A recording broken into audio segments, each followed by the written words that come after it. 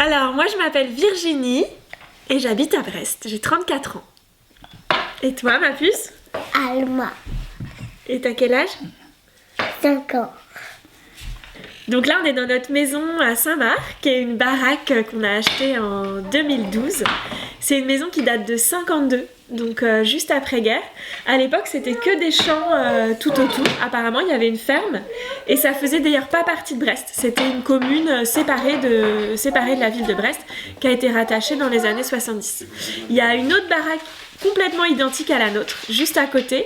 Et les deux ont été construites par la même famille, par un monsieur qui était docteur ou infirmier, je sais pas, qui a construit ça pour sa famille et pour son cabinet. Et puis c'est fait de briques et de broc. Donc nous, comme on l'a complètement rénové, on a vu comment c'était fait. Donc c'est fait avec des planches de bois disparates, pas du tout homogènes. Rien n'est standardisé et c'est juste 2 panneaux de bois qui composent la maison. Il n'y avait pas d'isolation, rien du tout. Voilà. Et nous on l'a refaite, on l'a agrandie. Ça avait déjà été en partie agrandi dans la véranda là où on est par la propriétaire avant nous. Et puis nous on l'a encore plus agrandi. Voilà. Donc ça n'a plus grand chose d'une baraque, mais à la base c'est toujours une petite maison temporaire et éphémère. Nous on a choisi cette maison déjà pour l'endroit parce qu'elle est dans un petit cocon de verdure au bout d'une impasse dans un quartier qu'on aimait bien. Et puis aussi je crois c'est le côté temporaire, éphémère. Moi je crois que ça me plaît de me dire que ma maison elle porte pas le poids d'une histoire qui me dépasse complètement. Qu'en fait je peux remonter le fil de son histoire pas si loin. Mais en même temps elle a une histoire, elle est pas neuve, on n'aurait jamais acheté une maison neuve. Donc il y a ça, il y a le côté aussi facile à bricoler, nous on aime bien faire tout nous-mêmes. Et une maison en bois, ça a l'avantage de se dire on peut ouvrir une fenêtre, en fermer une autre, déplacer une cloison, enfin c'est hyper simple et voilà, comme une voiture ancienne qu'on peut bricoler soi-même, la maison en bois ça a ce côté fragile et léger et du coup maniable et abordable avec juste ses mains. Voilà.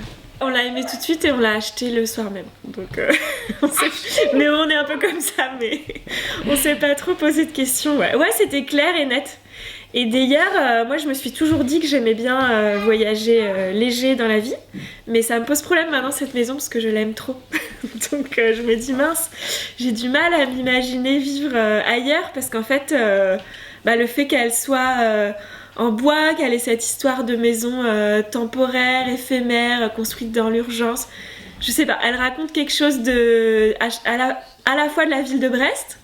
Moi je suis pas originaire de Brest, donc ça me plaît aussi de m'inscrire dans cette histoire. Et elle raconte aussi, enfin elle me parle en tout cas.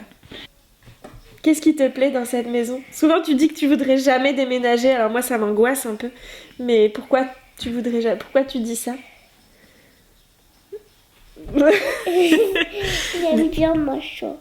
T'aimes bien ta chambre. C'est une maison qui a été choyée, transformée avant qu'on arrive, et notamment le jardin, parce que c'était une dame qui adorait le jardinage.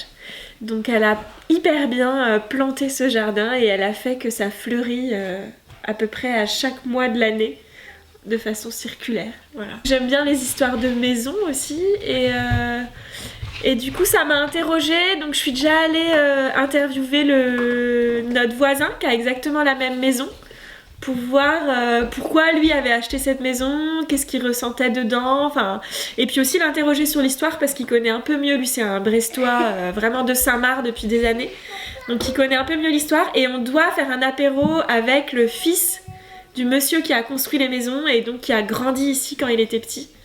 Mais ça n'a pas encore eu lieu, mais c'est un projet qu'on a. Mais c'est un monsieur âgé maintenant, mais qui habite toujours dans le quartier. Ce qui m'intéresse, c'est l'histoire de la... Enfin, en ce moment là, l'histoire de la rue et de comment on habite les lieux. Enfin, ça a beaucoup changé, enfin, notamment parce que j'ai des enfants et que aujourd'hui ils peuvent plus jouer dans la rue parce qu'il y a trop de voitures. Et ma voisine qui a 85 ans, quand elle me raconte la vie qu'il y avait dans cette rue il y a 40 ans. Il y avait tous les petits qui jouaient dans la rue. Et voilà, et donc ça m'interroge aussi pas mal notre rapport à la ville et à l'espace dans la ville, quoi, et à la place qu'ont les enfants et les gens à pied dans la ville. C'est-à-dire qu'ils n'ont plus de place.